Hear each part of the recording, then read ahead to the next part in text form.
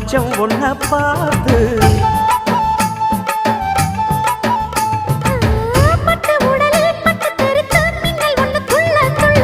வெக்கம் துடிக்க விளக்கணைக்க ஜன்னல் கண்ணை மூடிக்கொள்ள 10 நாள் கழிச்சு தாண்டி கதவை திறக்கணும்.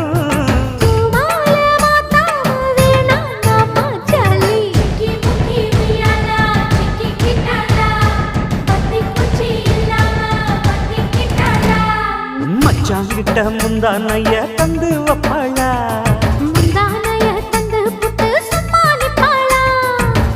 பல நாள் பசி இருக்கு விருந்து வப்பாளா, வெள்ளகாத